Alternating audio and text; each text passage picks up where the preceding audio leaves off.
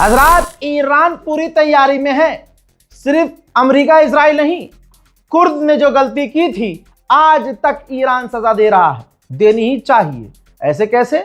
कल को फिर ईरान का बुरा वक्त आया तो ये तो फिर मिलके अमेरिका के साथ हो जाएंगे। हजरात, नहीं पता कि ईरान ने ऐसा क्यों किया कि जब सीज फायर है तो सीज फायर में कुर्द तो है ही नहीं, और कुर्द ईरान में है नहीं, वो है इराक में।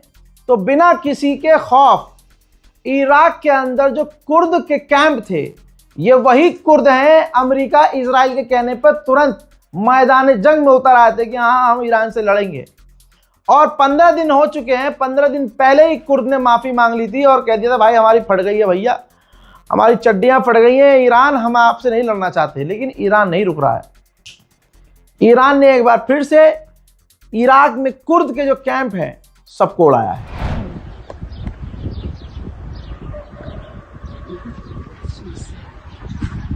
भाई दूसरा वीडियो देखिए,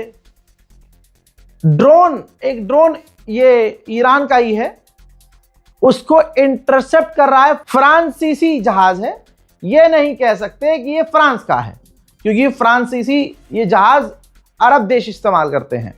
तो नहीं पता कि इराक के अंदर ये किसका फाइटर जेट है जो ईरान के ड्रोन्स को हिट कर रहा है। हजरात, गोदी मीडिया आपको हमेशा झूठ दिखाएगा, सच नहीं दिखाएगा। गोदी मीडिया ने क्या दिखाया कि चाइना के टैंकर निकल चुके हैं, भले ही वो उनका मकसद कुछ और हो, लेकिन अमेरिका ने कंफर्म किया है कि 10,000 फौज हमारी बैरिकेड करके खड़ी हुई है और पिछले 24 घंटे से एक भी जहाज नहीं निकला है। और ईरान छोड़िए, चाइना का जो जहाज टैंकर आ रहा था वो भी वापस मुड़ गया है। ठीक, अब इसमें अगर किसी को लग रहा है कि ईरान की हार है तो ये सबसे बड़ी गलतफहमी तुम्हारी है, क्योंकि भाई अमेरिका अभी शुरू में तो कह रहा था कि हमें स्ट्रेट ऑफ हॉर्मुज़ खुलवाना है, अब ससुरा खुद बंद करके बैठा है। ईरान की इसमें क्या हार है? कोई हार नहीं है। ईरान के पास अंधा तेल है, ईरान तेल दूसरी तरफ से एक्सपोर्ट कर रहा है, बढ़िया धंधा कर रहा है, क्रिप्टो में पैसा कमा रहा है।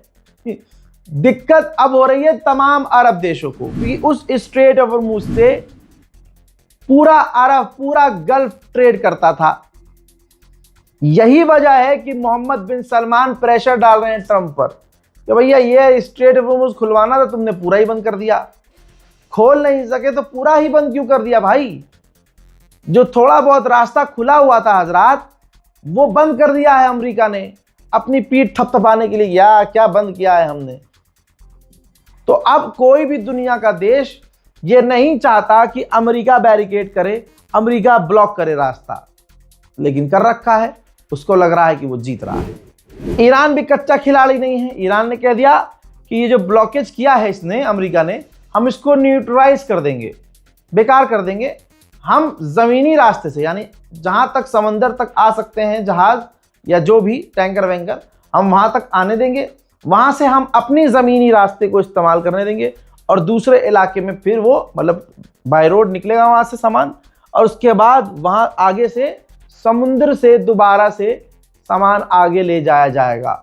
यानी ईरान के पास अपना प्लान तैयार है। मेरे दोस्तों, वहीं डोनाल्ड ट्रंप ने ऐलान कर दिया है कि 2 दिन बाद पाकिस्तान में दोबारा बातचीत होगी, दोबारा। और तारीफ की है फील्ड मार्शल आसिम मुनीर की, कहा कि बहुत बढ़िया काम कर रहे हैं वो और मुझे बहुत पसंद है। जाहिर सी बात है, जब अमेरिका की शर्तों को पाकिस्तान ईरान के आगे रखेगा, अरे मान जाओ, स्ट्रेट ऑफ हॉर्मुज़ दोनों मिलके चला लो, आधा पैसा तुम आधा पैसा, पैसा ही पैसा है, और चिल्लड़ गिरे तो हमें दे देना। जब इस मानसिकता को लेकर पाकिस्तान चलेगा और अमेरिका को ऊपर रखेगा, देखिए वीडियोस में तो दिखा कि अमेरिका के अधिकारियों से सिर्फ वो हाथ मिला रहे हैं पाकिस्तानी, लेकिन ईरान से मोहब्बत है तो भाई गले मिल रहे हैं। भाई मोहब्बत ईरान से है, ईरान से मोहब्बत है, मानते हैं पाकिस्तान को मोहब्बत है, लेकिन पैसा भी तो कोई चीज़ होती है लाला। तो पैसा ईरान से थोड़ी मिलेगा, पैसा मिलेगा अमेरिका से। इसलिए डोनाल्ड ट्रंप को आसिम मुनीर बड़ा पसंद है। हजरात, एक टैंकर की कंपनी का मालिक है, बहुत बड़ी कंपनी है जिसका नाम है टोटल। उस कंपनी के मालिक सीईओ ने कहा है बेहतर अमेरिका के इस बैरिकेडिंग से यह होगा कि हम ईरान को पैसा देते और निकल जाते।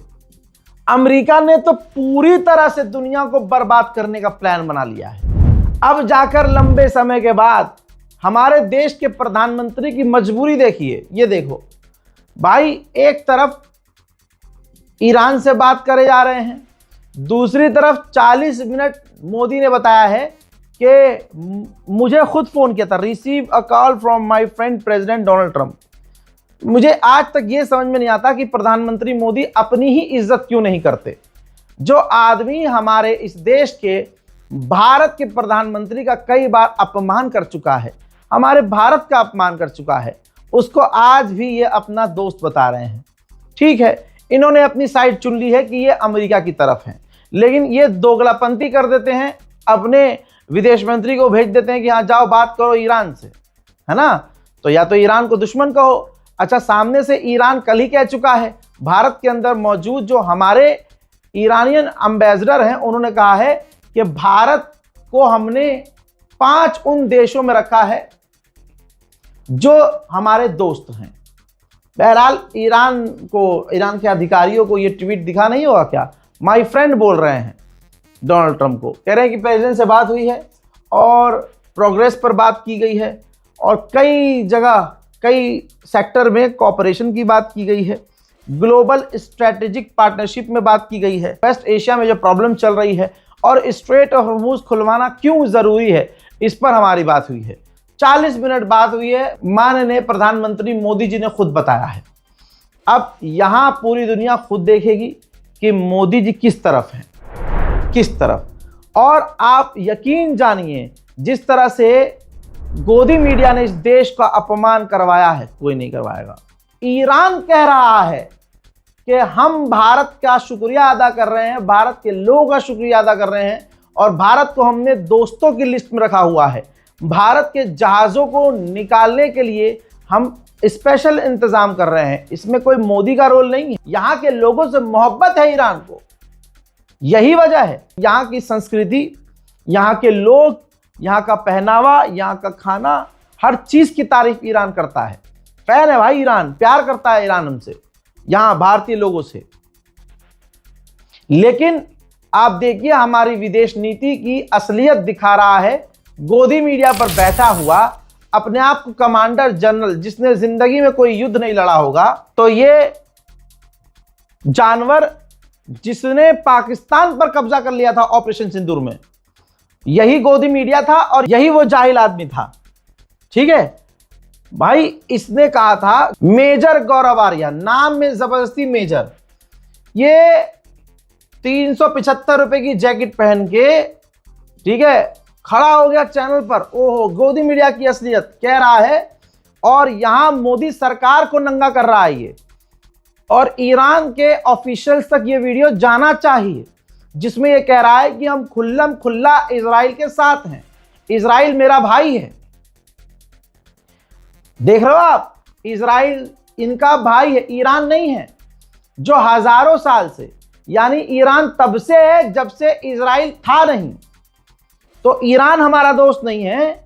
मेजर गौरव आर्या कह रहा है, मेरे कद्दू का मेजर कह रहा है कि ईरान नहीं, इजराइल हमारा दोस्त है। और इस चीज से खुद हिंदू हिल गया। अच्छा, ये कब हुआ? तो पाकिस्तान को नीचा दिखाने के लिए गौरव आर्या कितना गंद पर आ गया है। अब अल्लाह करे ये वीडियो ईरान के अधिकारियों तक पहुंचे, शेयर कीजिए, पहुंचनी चाहिए और ऐसे इंसान पर पाबंदी लगनी चाहिए। इजराइल के वकील आ गए प्रोग्राम में। क्यों नहीं? हम इजराइल के भाई हैं। इजराइल के वकील नहीं है, हम इजराइल के सगे भाई हैं। और मैं सपोर्ट करता हूं जो इजराइल कर रहा है लेबनान में। और मैं तो ये कह रहा हूं कि 100 बम और मारे लेबनान के ऊपर और गाजा के ऊपर 50 और मारे। तो वकील भाई है, सगे इजराइल के, सगे भाई है मैडम, सगे भाई है इजराइल के। वकील नहीं है। मैं आपसे ये पूछना चाहता हूँ, कि आपको इतनी नफरत क्यों है इजराइल से? उधर जैसे ही ऐलान किया गया कि बातचीत दोबारा होगी, सामने मुलाकात होगी, तो तेल के दाम एकदम से धड़ल्ले से नीचे आए हैं। लेकिन भारत के अंदर क्या चल रहा है ये देख लो। ये देखिए, कहा जा रहा है कि जो क्रूड प्राइस महंगे हो गए हैं उसकी वजह से पेट्रोल भारत में 18 रुपये और डीजल 35 रुपये महंगा हो सकता है। भाई साहब 1-2 रुपया नहीं, 18 रुपये और 35 रुपये पेट्रोल डीजल बढ़ सकता है। जलवा ये किसका है मुझे बताने की जरूरत नहीं है। मेजर गौरव आर्या को क्या ही करना है, 5,000 रुपये पर शो मिल रहा है उसको चीखने का।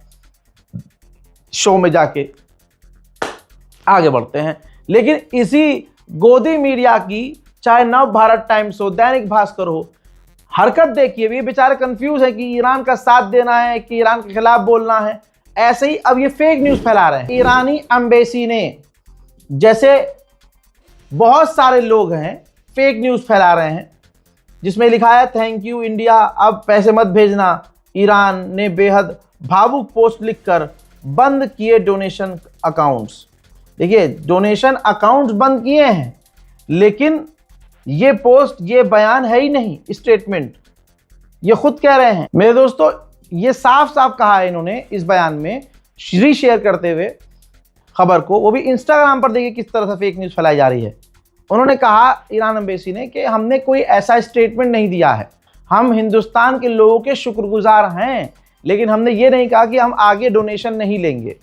हज़रात, लोग इसलिए लिंक कर रहे हैं क्योंकि अभी कुछ दिन पहले इन्होंने अपने अकाउंट को बंद कर दिया, तो लोगों को लगा कि यार ये पैसे लेना बंद कर चुके हैं, जबकि ईरान एम्बेसी कह रही है कि ऐसा नहीं है।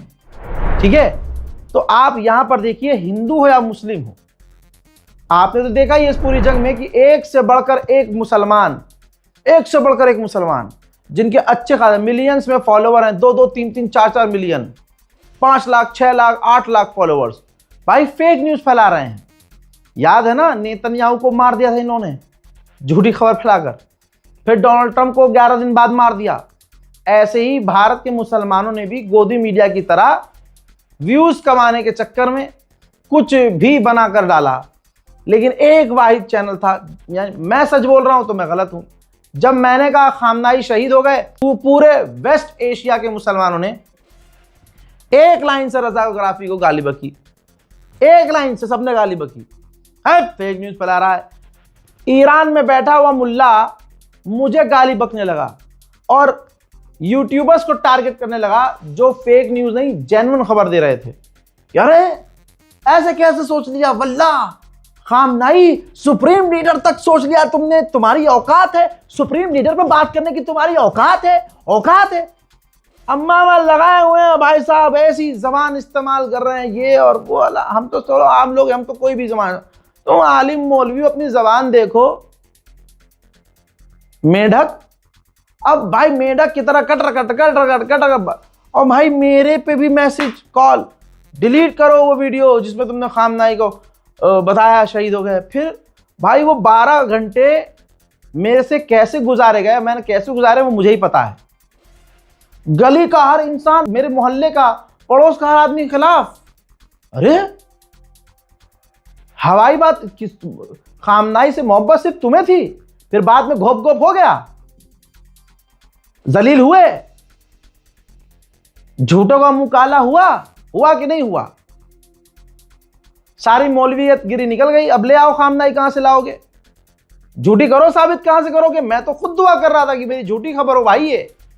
और उस तमाम वीडियो आज भी मौजूद है, जाकर देखिएगा, तब एहसास होगा आपको कि आपने एक इंसान को जो सच बोल रहा था उसको ह्यूमिलेट कितना किया।